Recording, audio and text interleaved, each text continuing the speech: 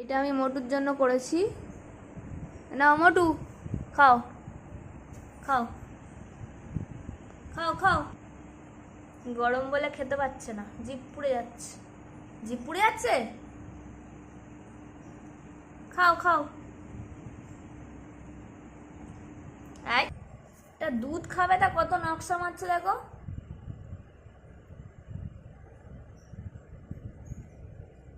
খাও।